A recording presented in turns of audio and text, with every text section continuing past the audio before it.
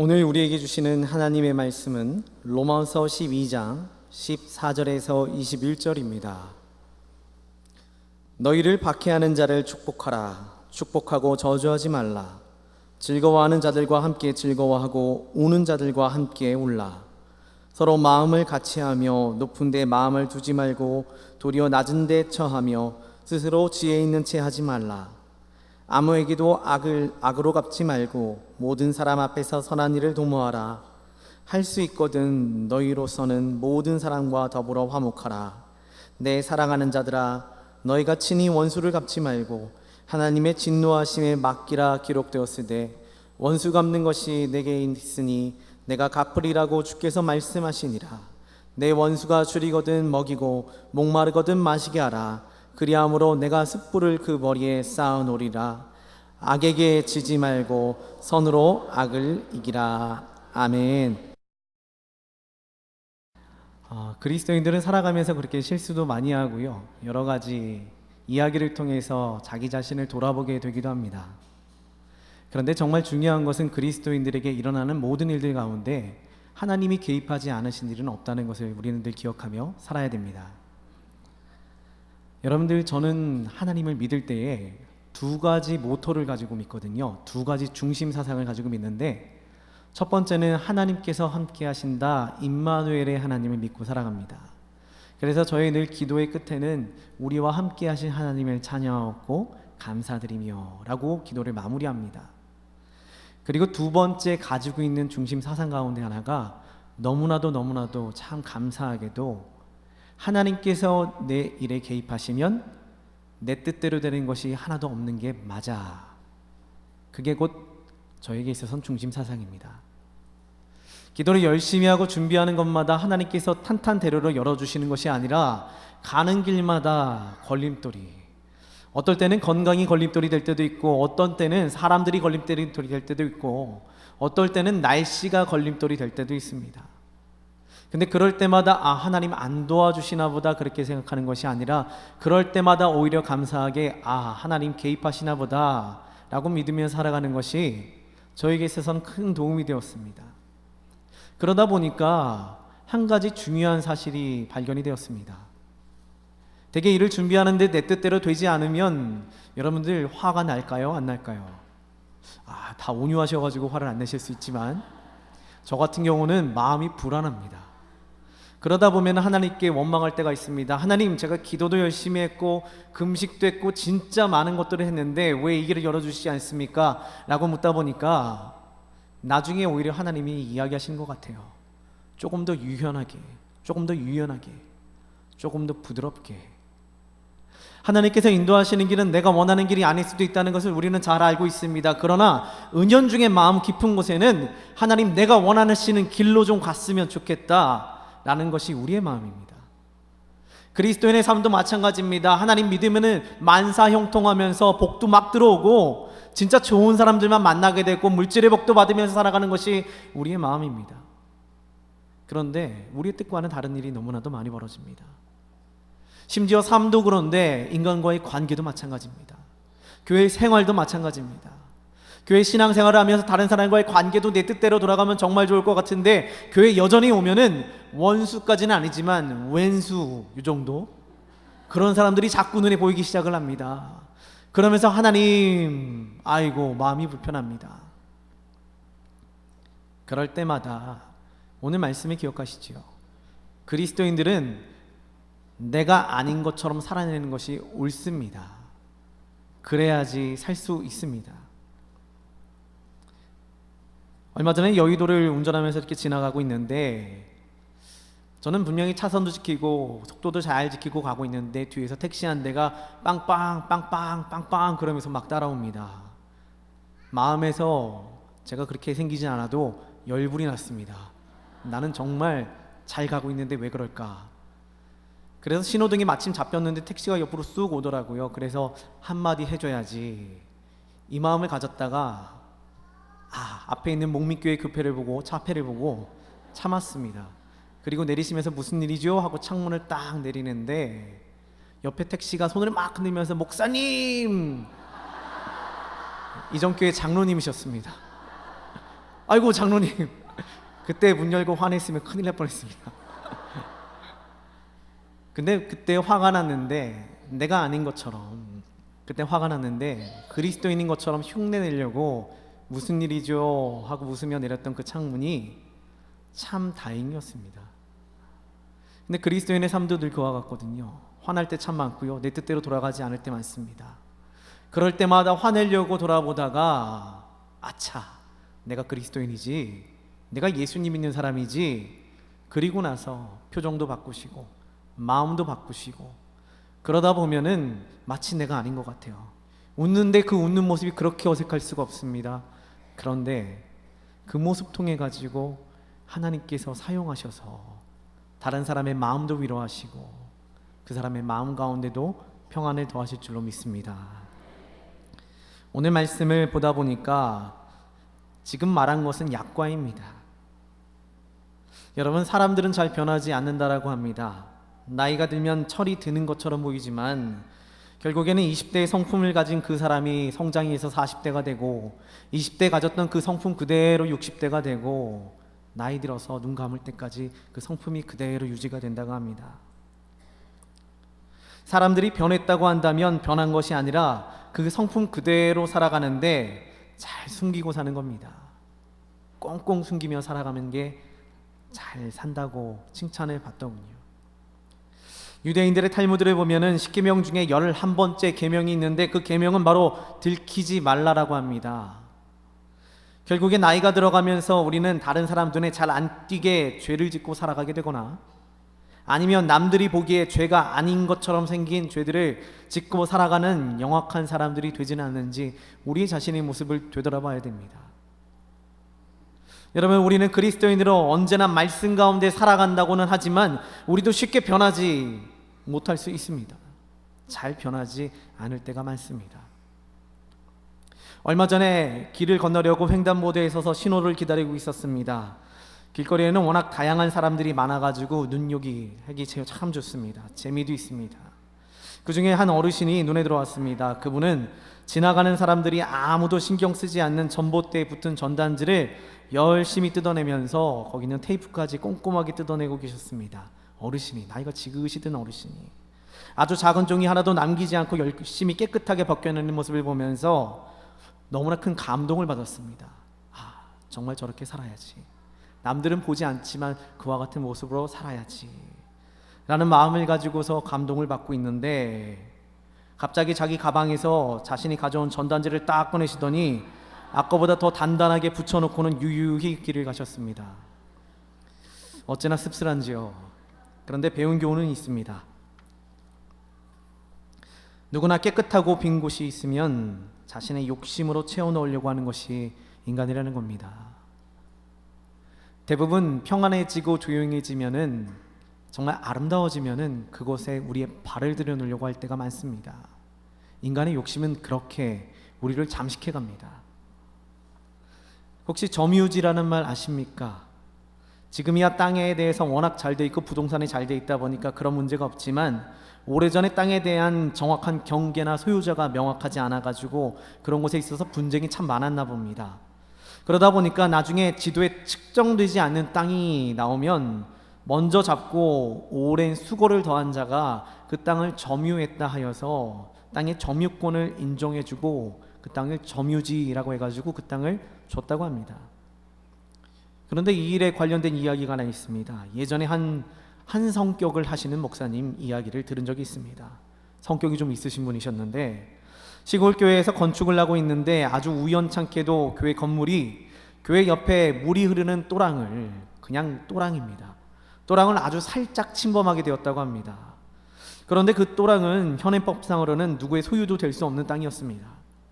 근데 그 옆에 밭농사를 짓는 할아버지가, 밭도 아닙니다, 그냥 옆에를 살짝 개간해가지고 농사를 짓던 할아버지가 나와서 노발대발하면서 교회가 자기 땅을 건드렸다고, 자기 또랑을 건드렸다고 엄청나게 크게 소란을 피우셨다고 합니다.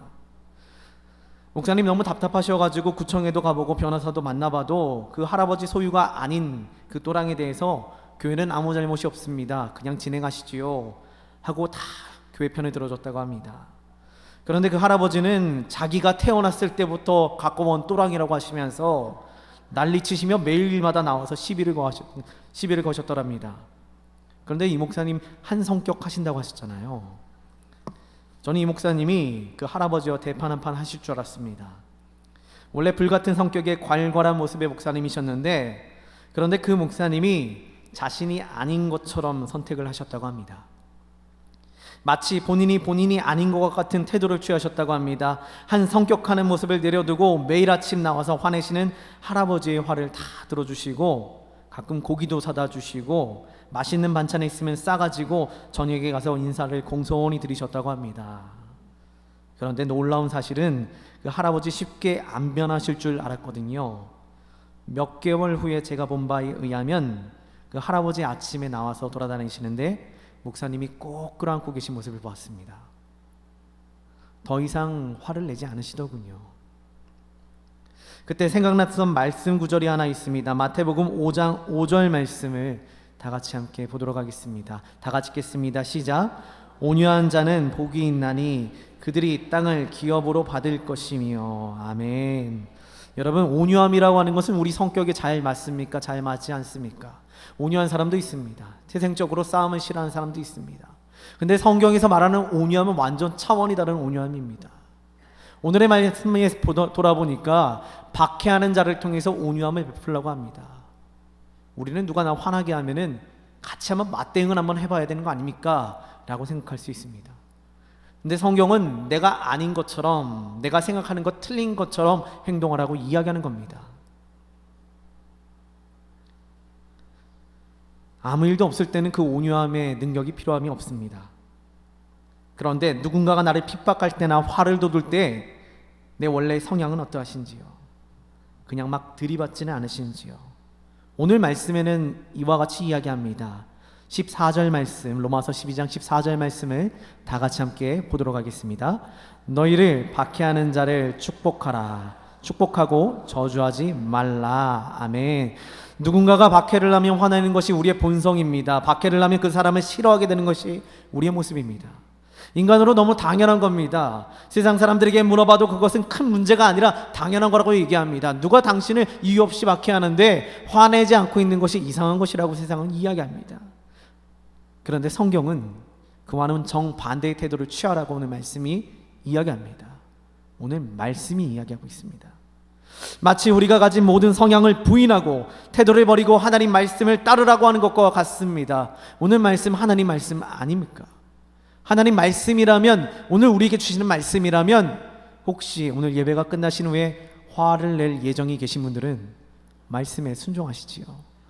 혹시 내일부터 나를 박해하는 사람을 만날 예정이시라면 말씀 기억하시며 말씀대로 따라가 보시지요.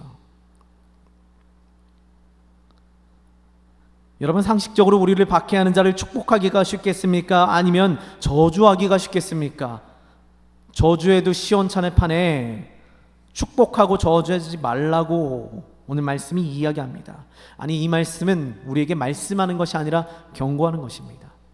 그리스도인들은 박해하는 자를 저주하지 말고 축복하고 라고 경고하는 것입니다. 그리스도인들은 그와 같이 살아내야 된다고 오늘 말씀이 이야기하고 있습니다. 사람들이 성경에 대해 큰 실망을 하는 이유가 내가 할 수 없는 일을 시키기 때문에 실망하는 것 아니겠습니까? 우리가 하나님 앞에 늘 넘어지고 어렵다고 이야기하고 신앙이 자꾸 바닥을 치는 이유가, 그럼 내가 할 수 없는 일을, 말씀을 우리에게 주시기 때문에 나는 그 이야기 빼고 지키려다 보니까 신앙생활의 걸림돌이 자꾸 말씀이 되는 것 같이 느껴지지 않습니까? 하나님 말씀은 나와 잘 맞지 않는 모습을 강요하기 때문입니다. 여러분 보고 억지로 예수님 닮아가라고 말씀하기 때문에 우린 너무나 힘듭니다. 예수님이 어떻게 사셨는지 잘 알고 있기 때문입니다. 왼뺨을 맞았는데 오른뺨을 대하며, 겉옷을 빼앗겼는데 속옷을 주라 하며, 한 번이라도 용서할 수 없을 것 같은데 끊임없이 용서를 구하는 것이 하나님 말씀입니다. 그리고 그 말씀은 그게 옳은 것이라고 우리한테 이야기하고 있습니다. 저도 지금은 키가 막 작지 않은 편이라고 자부하고 있습니다. 웃으시는 분들이 참 이상한 겁니다. 하지만 중학생 때까지는 정말 작았습니다. 해외에서 학교를 다녔는데 애들이 어찌나 크던지 작은 키를 벗어나 본 적이 없습니다. 맨 앞에 앉았습니다. 그러다 보니까 맨날 놀리는 녀석들이 있었습니다. 하도 속상해서 하숙집 할머니한테 권사님이셨는데 권사님한테 일렀습니다. 권사님 어떻게 좀 해주세요. 근데 그 권사님께서 오히려 가가지고 그 친구 용서하고 그 녀석이랑 간식도 좀 챙겨 먹어, 같이 나눠 먹어 그러면서 간식도 챙겨주셨습니다. 안 갖다 줬습니다. 싸주는 간식마다 내가 족족 다 먹었습니다. 그러다가 할머니한테 걸려가지고 크게 혼이 났습니다. 학교에 할머니가 찾아오셨는데 간식 혼자 먹는 모습 보고서 참 혼났습니다. 그러다가 결국 붙잡혀가지고 어거지로 간식을 좀 그 친구에게 건네줬습니다. 그런데 재밌는 사실은 그 날로 모든 놀림이 끝이 났습니다. 좋은 친구 되었습니다. 신기한 일이지만 권사님 말씀이 옳았습니다. 내 마음은 그게 아닌 것 같은데, 내 마음은 나를 놀리는 저 친구에게 한 방 먹여주고 싶은데, 근데 간식을 먹여주니까 이 사람이 완전히 다른 사람이 됐습니다. 하나님 말씀은 늘 옳습니다. 내 마음은 그게 아니거든요. 나를 박해하는 자를 가가지고 한마디라도 더 하고 그 사람 정신 차리게 해주고 싶은데 그 말씀을 오늘 말씀이 다르게 얘기합니다. 그거 아니라고. 오히려 박해하는 자에게 축복하라고, 저주하지 말라고. 오늘 말씀이 우리한테 경고합니다. 그런데 그 옳은 말씀을 지키다 보면은 내 마음 속에 열불이 나가지고 큰일 날 것 같은데 오히려 우리한테 형통을 가져다 줍니다. 아니면 형통이 아니라면 복음을 전할 수 있는 길을 열어줍니다. 여러분, 오늘 본문의 제목을 보면 그리스도인의 생활이라고 적혀있는 게 성경 말씀의 제목입니다. 그런데 이 말에 대해서 곰곰이 생각을 해보다가 어떻게 쉽게 풀 수 있을까 고민을 하다가 오늘의 제목처럼 푸는 겁니다. 그리스도인의 생활이란 것은 내가 아닌 것처럼 살아내는 것, 그게 그리스도인의 생활입니다. 인간의 본성을 거스르고 내 성격을 거스르고 살아가는 것이 매우 중요합니다. 또한 오늘 말씀은 그러기 위해 또 하나를 강조합니다. 바로 다른 이들과 하나인 것처럼 살아가는 것을 강조합니다. 15절 말씀을 다 같이 함께 읽어보도록 하겠습니다. 다 같이 읽겠습니다. 즐거워하는 자들과 함께 즐거워하고 우는 자들과 함께 울라. 아멘.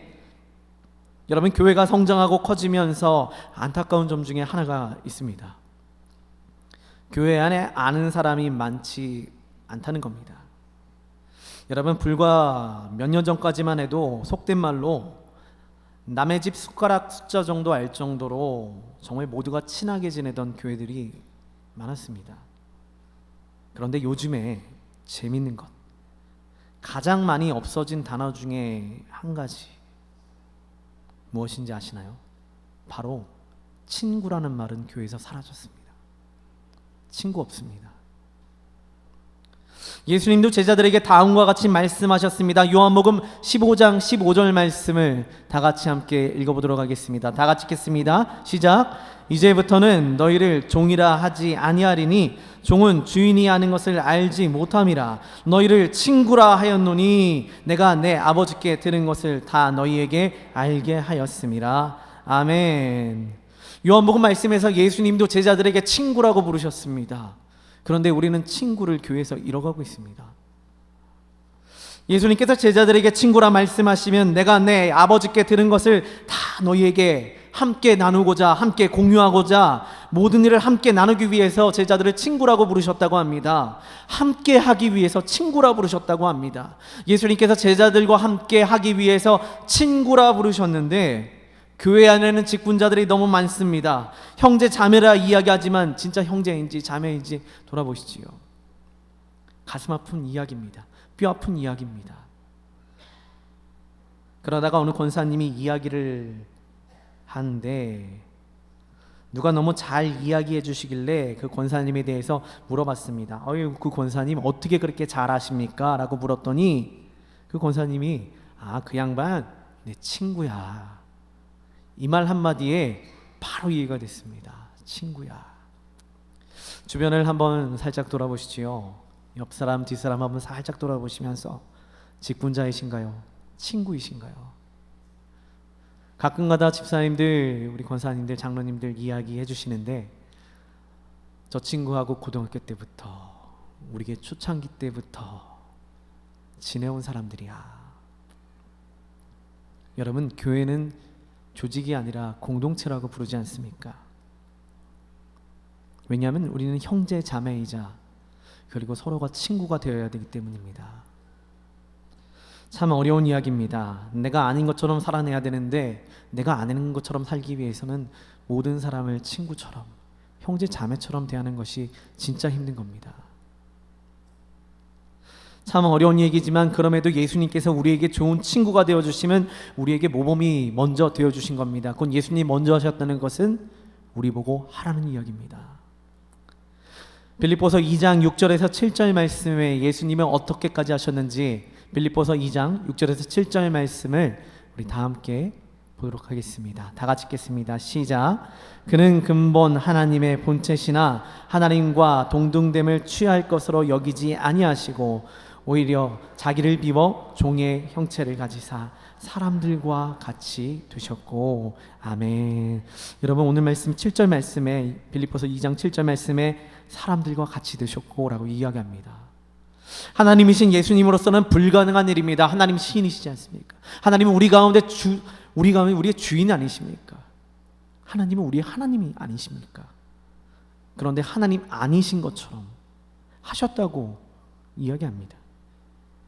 바로 종의 형체, 왕이신데 종처럼, 하나님이신데 사람들처럼 이 땅에 오셔서 예수님으로 살아내셨습니다. 예수님 그렇게 살아내셨습니다. 우리도 그렇다면 그 모습을 꼭 본받아야 됩니다. 이것은 하나님께서 우리에게 가르쳐 주신 겁니다. 내가 아닌 것처럼 살아내는 것이 그리스도인답게 살아내는 겁니다. 예수님의 영화 중에서 인상 깊었던 장면 중에 하나는 예수님의 기적이나 가르침에 대한 장면이 가장 인상 깊었던 것이 아니라 다른 장면이었습니다. 예수님의 영화 중에 가장 인상이 깊었던 장면은 바로 예수님과 제자들이 배를 타고 나가서 물고기를 잡는데 막 잡혀 들어오는 물고기를 보면서 제자들과 함께 한박 웃음을 지면서 그렇게 호탕하게 웃으시던 예수님의 모습이었습니다. 여러분, 우리가 알던 예수님의 모습은 그림에서는 늘 고통당하시고 고난당하시고 웃음을 잃으신 분이셨는데 그 영화에서 너무 근사하게 웃는 모습을 보면서 그때 예수님도 사람들과 함께 웃고 울고 즐기셨을 텐데 라고 생각하게 되었습니다. 우리도 오늘 말씀과 같이 즐거워하는 자들과 함께 즐거워하고 우는 자들과 함께 우시길 바랍니다.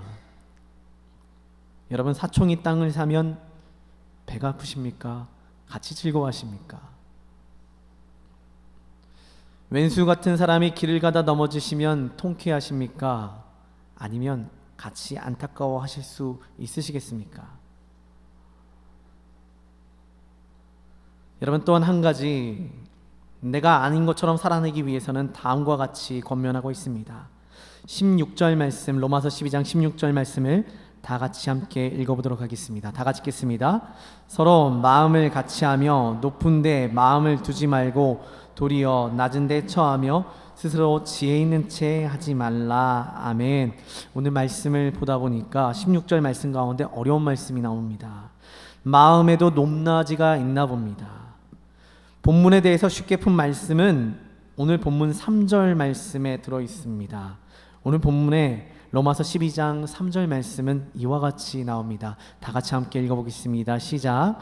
내게 주신 은혜로 말미암아 너희 각 사람에게 말하노니 마땅히 생각할 그 이상의 생각을 품지 말고 오직 하나님께서 각 사람에게 나누어 주신 믿음의 분량대로 지혜롭게 생각하라. 아멘. 여러분, 마음을 높이 둔다는 이야기는, 오늘 본문에서 마음을 높이 둔다는 이야기는 이 3절 말씀과 같습니다. 자기 자신의 수준을 망각하고 분에 넘치는 뜻을 품지 않는 오늘 3절의 말씀이 다시 한번 반복되는 것입니다. 그래서 16절을 통해서 주시는 하나님의 교훈을 쉽게 풀면은 분에 넘치는 생각을 하지 말고 지혜롭게 처신하라는 반복된 권유입니다. 사람과의 관계 중에서는 우리가 생각할 때 살짝 너무 높은 기대를 할 때도 있습니다. 저 사람이 요만큼 해줬으면 좋겠는데, 저 사람이 저 정도까지는 해줘야지 마음이 편할 텐데, 그런데 안타깝지만 그 일이 일어나지 않을 수도 있다는 것을 우리는 잘 알고 있습니다. 그래서 거기까지 생각하지 말고 우리가 오히려 마음을 낮춰서, 기대를 낮춰서 지혜롭게 사람과의 관계를 잘 하라고 오늘 말씀이 이야기하고 있는 것입니다. 이는 우리 자신에게도 적용이 됩니다. 우리 자신도 가끔가다 우리의 신앙을 높은 곳에다가 지향할 때가 있습니다. 하지만 늘 넘어지면서, 늘 쓰러지면서 내 신앙이 왜 이런지 설명해 보십시오, 내 신앙이 왜 이렇게 어려운지 나는 잘 모르겠습니다 라고 하지 마시고, 나는 원래 연약한 존재구나, 나는 원래 진짜 잘 못하는 존재구나, 우리의 마음을 낮추어 하나님께 나아갈 때 그제서야 임하는 은혜가 있을 줄로 믿습니다. 저희 학생 중에 교회를 안 나오면 예전에 엄청나게 혼났던 학생들이 많습니다. 그런데 그 중에 영악한 학생은 혼나면서 저한테 교회를 안 나왔는데 너 왜 안 나왔어? 라고 하면은 이렇게 변명을 댑니다.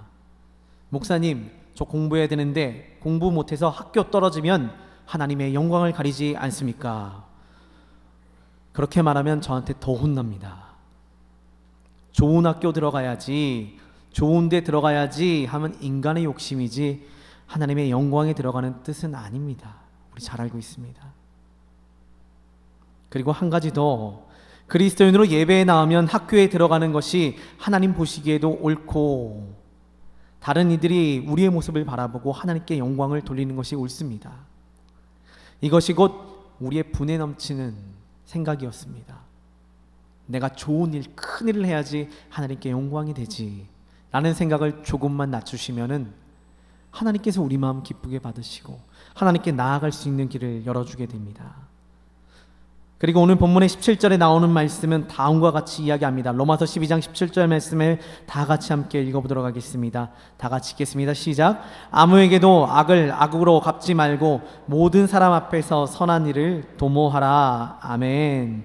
여러분, 그리스도인들의 생활은 꼭 그렇게까지 해야 합니까? 라는 말이 나올 정도로 하나님 말씀을 철저하게 지키는 모습을 보여주셔야 됩니다. 여러분, 삶은 하나님의 형상을 나타내는 도구이자 하나님께서 가장 많이 사용하실 복음의 통로입니다. 우리의 삶이 곧 하나님의 복음의 통로가 되는 겁니다. 전도자만이 통로가 되는 것이 아니라 우리의 삶을 통해서 그리스도인들은 저렇게 힘겹게 살아내는구나, 분명히 화가 날 만함에도 불구하고 화를 내지 않는 저 모습 바라보면서 그리스도인들은 저렇게 살아내는구나 하면서 하나님께 영광 돌리는 자들이 있지 않겠습니까? 여러분, 이와 같이 그리스도인들은 우리의 삶을 통해 하나님 말씀을 남들에게 보여주셔야 합니다. 17절부터 21절까지의 말씀은 원수에 대한 이야기를 담으면서 그 앞의 말씀을 전하고 있는 겁니다. 간단하게 나머지 말씀을 요약하자면 화목하라고 합니다. 아무리 싫은 사람이나 이를 꽉 깨물고 화목해야 할 복음을 전하기 싫은 사람에게도 화목함으로, 웃음으로써, 평안함으로써 복음을 증거하는 게 그리스도인들의 삶입니다. 또한 하나님께 원수를 맡기라고 이야기합니다. 어려운 이야기입니다. 요즘 제일 안 통하는 말입니다. 억울한 일을 당한 사람에게 하나님께 맡기세요. 원수가 자꾸 앞에서 눈앞에 아른거리는데 옆 사람이 하나님께 맡기면 돼 라고 하면 우리 속에도 열불이 터집니다. 그런데 그렇게 하라고 오늘 말씀이 이야기하니까 그렇게 하셔야 됩니다. 그리고 세 번째는 원수를 먹이고 마시게 하라고 말씀하고 있습니다. 그 원수의 아픔과 배고픔과 목마름에 공감하면서 함께 나누라고 오늘 말씀이 여러분들에게 이야기하고 있습니다. 여러분, 그리스도인으로 살아내는 방법은 이와 같이 내가 아닌 것처럼 살 때에 하나님께서 우리를 통해 복음을 증거해 주십니다. 우리 모두는 하나님의 말씀을 증거하는 복음을 전하는 자로서 오늘 하루도, 내일도, 앞으로도 세상과 구분된 삶을 살아가며 하나님께 영광을 돌리는 삶을 사는 멋진 그리스도인들이 되시기를 주님의 이름으로 축원드립니다.